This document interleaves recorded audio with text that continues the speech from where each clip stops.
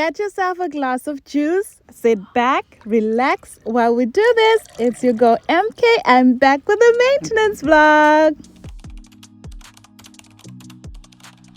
Just turn on the foot spa, add vibration and bubbles, and make sure to wait for the water to cool a little bit before you put your feet in.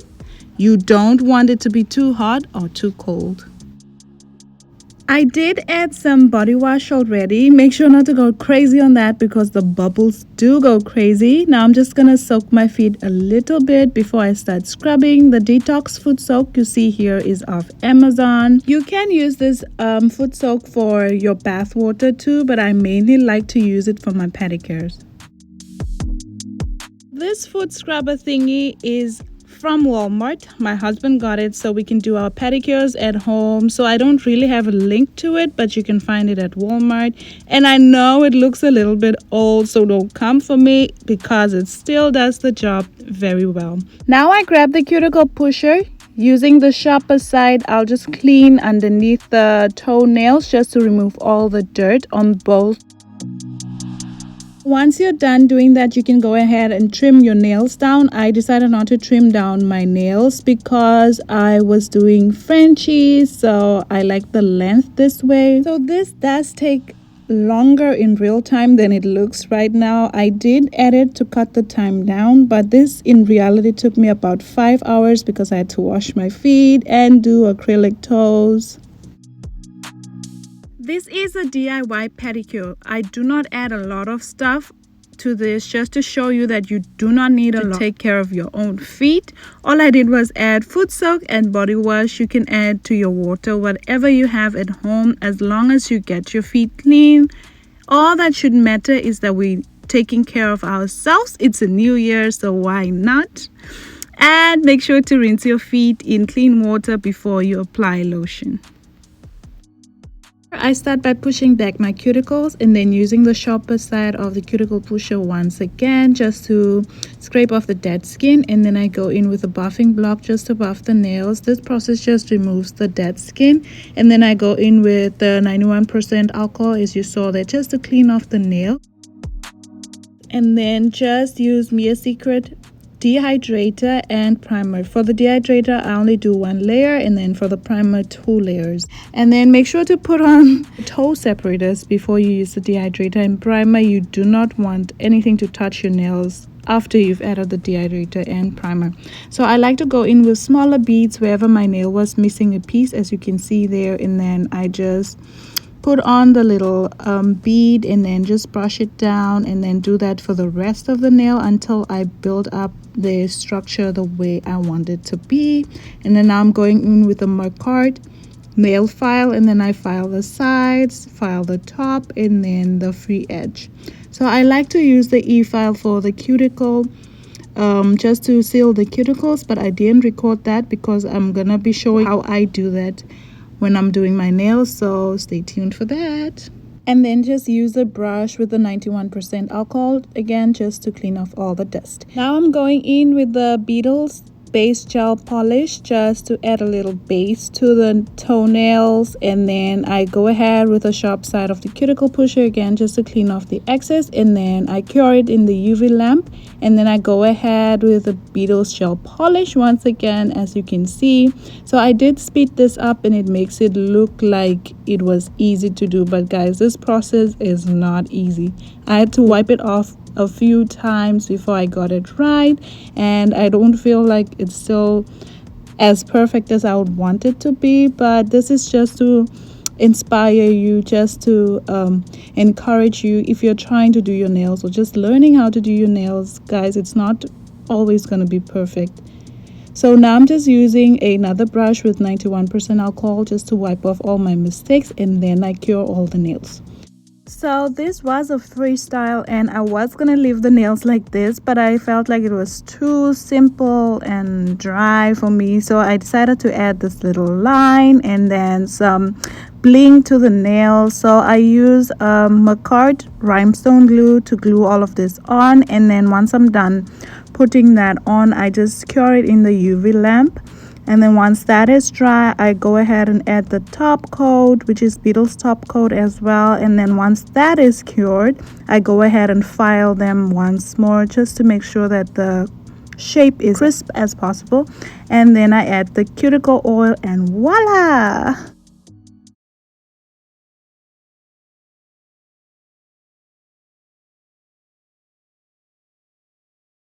I'm not even sure what that is.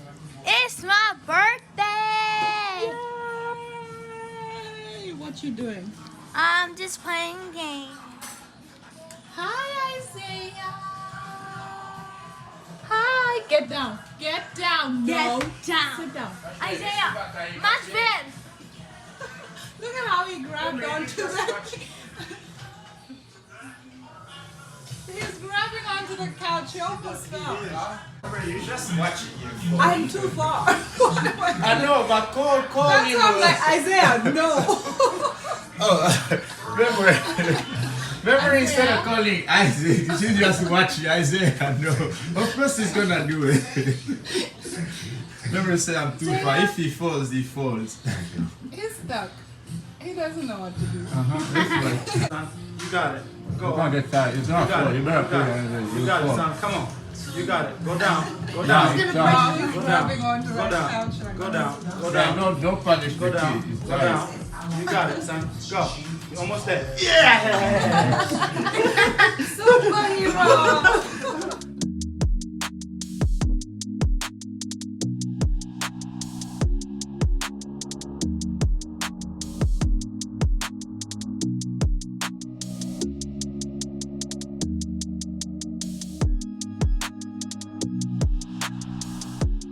And of course the hair. So today we'll be doing knotless braids. I like to use shine and jam just to sleek my natural hair into the braiding hair. So now I'm just grabbing 3 little pieces, and then I add the braiding hair piece, and then I braid twice, and then just add another braiding hair piece until the braid is as thick as I want it to be.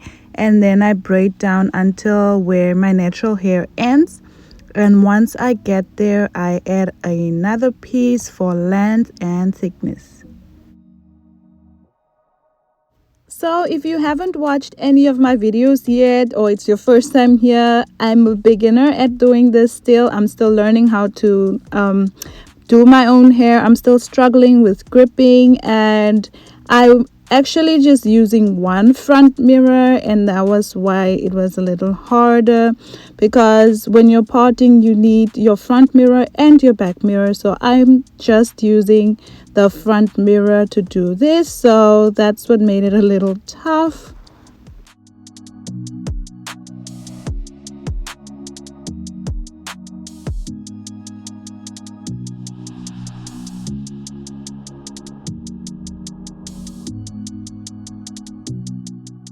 And oh my, this is not an easy process, guys. My husband was watching basketball while I was braiding my hair, and you know, I don't like being up braiding my hair while everyone's sleeping. I really hate that. So I decided to take the chance because he was up as well. So yeah, this was around what, 12 a.m. So I was like, I need to at least get to the top of my head before I can sleep, and then maybe continue the next day. So yeah, the parting process was a little tough because, like I said, I don't have a back mirror, so I'm only using one mirror. So I have to turn on the side and check, see if my parts are okay, if they're straight, if the shine and jam is on the right block or brick, whatever. So yeah, it was fun, but a lot of work too.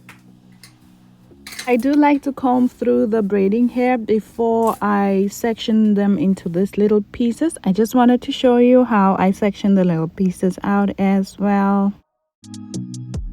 Sometimes I like just start braiding my hair and then I'm like, why did you get yourself into this? But I'm not a quitter, so I always finish my hair, obviously, but I'm not going to sit here and say it's easy.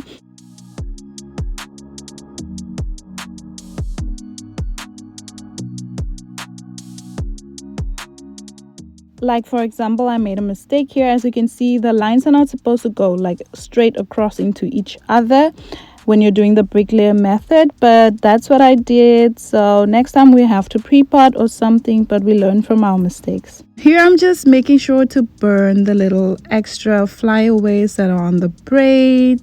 A little close-up, as you can see. Some people cut it off with scissors, but I prefer this because it's faster. Finally, here I'm just dipping the hair into hot water. This helps you seal your ends, make the flyaways lay flat on the braid. I'm using boiling hot water, dipping the braids in an up and down motion and then drying with a towel.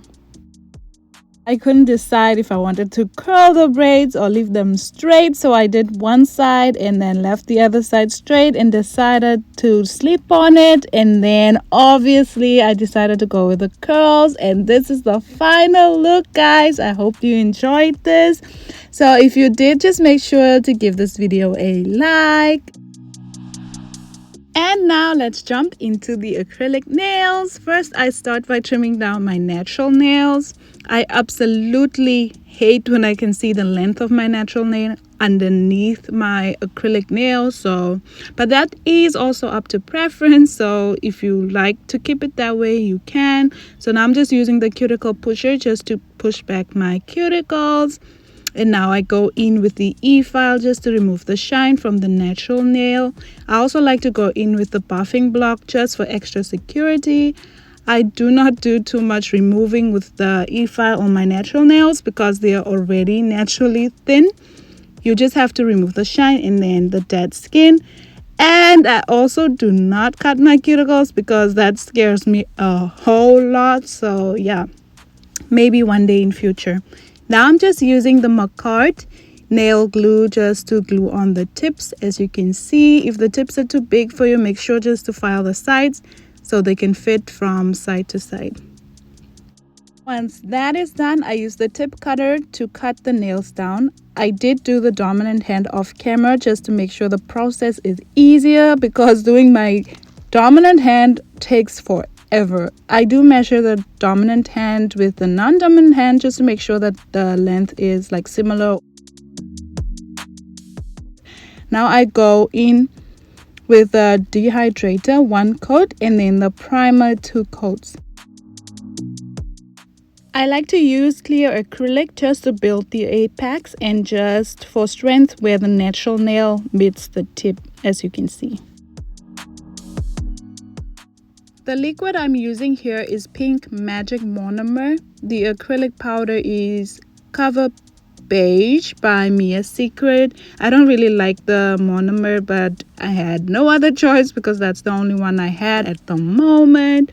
So I go ahead and pick up a bead and place it onto the nail. I did go off camera here, so I'm sorry for that.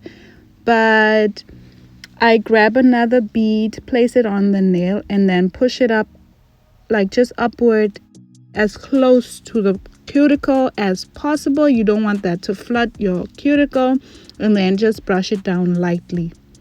I keep doing this until I'm satisfied with the thickness of all the nails, and then once that is done, it's time to go in for filing.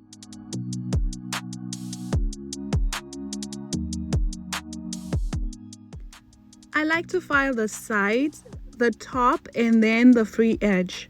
I keep repeating this process until I'm happy with the structure of the nail. Once this is done, I go in with the e-file and then I just seal the cuticles. So you seal your cuticles because you don't want any type of water or whatever. For example, when you're taking a shower or just washing dishes to get into the nails and cause lifting.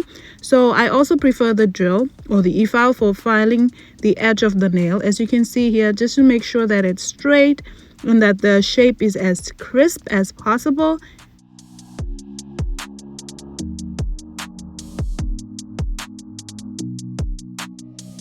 So now I just go in with 91% alcohol once again just to clean off the dust before we go in for the design. So for the design, I'm using Beetle's Shell Polish. I love this polish. If you haven't tried it, make sure you do. By the way, the video is not sponsored, in case you're wondering. I use about 3 layers of the gel polish on each finger, and then for some reason my UV lamp stopped working, so I had to apply one layer, cure, apply another layer and cure. So yeah, this did take a little bit of time. It was a process. Now I'm just laying out the little crystals. As you can see, they're just the same as on the dominant hand, and then I use the makartt rhinestone glue just to apply them, and then I cure and put on some Beetles top coat once again, and once that is done, I add the cuticle oil, and voila, this is the end product. I hope you enjoyed this. If you did, make sure to leave a like. Don't forget to subscribe and leave a comment if you'd like to see more of this. Click on the video on your screen right now to watch the next video, and I'll see you there. Thank you for watching.